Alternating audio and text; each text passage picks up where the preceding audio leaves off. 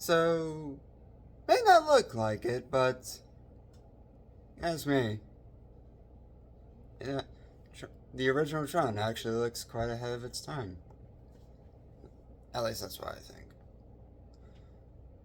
Anyways, this is a new series I'm gonna make called Library Discussions, where I give my unscripted opinion on any movie, book, comic, or TV show that I happen to find at a library, and just make a discussion of it, unscripted, of course.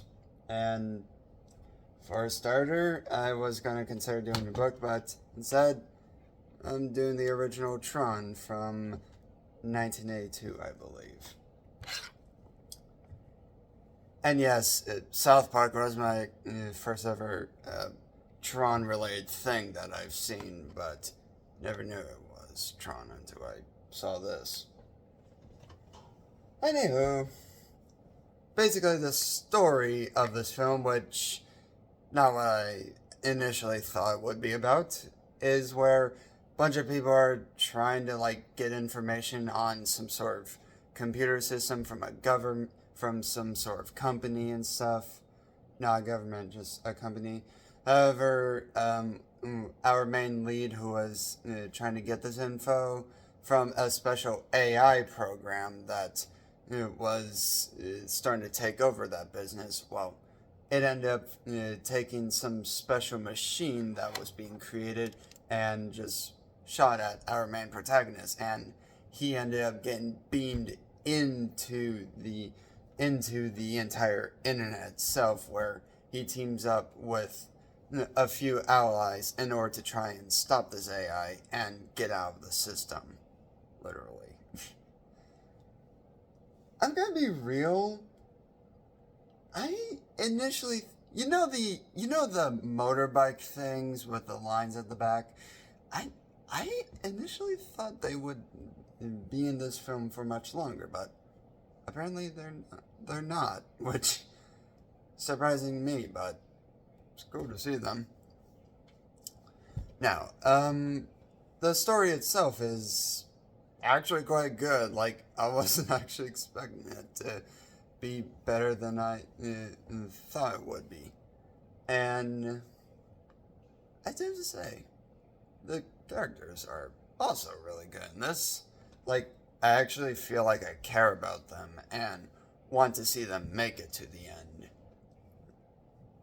And, anywho, the onto the visuals, which, yes, they may look dated to some, but to me, the visuals here are very ahead of its time.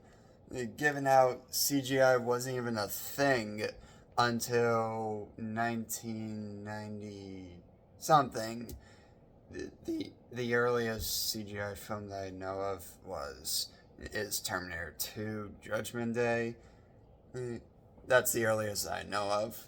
But as for the visuals in this, it actually looks really good, and I could look at it and say, wow, I'm very blown away by this. Like, even if it does look fake, you gotta admit, it it's actually really good given the year it came out. And again, to me, it's ahead of its time, and I and it's actually quite good on DVD quality. Like, something I've noticed with a lot of older films is that they actually look better on DVD quality compared to Blu-ray or Ultra 4K quality or whatever you see on streaming and such. And because it's kind of the intended way to watch a lot of these older movies. Like, watch them in their sorta original quality, because that's what they once looked like, and that's probably how they should look like. And the reason why I decided to watch a DVD version of this is mainly because I had a feeling that the streaming version could be slightly altered in a way, and I knew for certain that an older copy of the film would likely be the least edited version of the film. So that's why I decided to waste gas on trying to find this at the library. If you ask me, it was actually quite worth it because I had a good time watching this on my birthday. Um, Anywho, that's pretty much all I have to really talk about. There's more to come, obviously.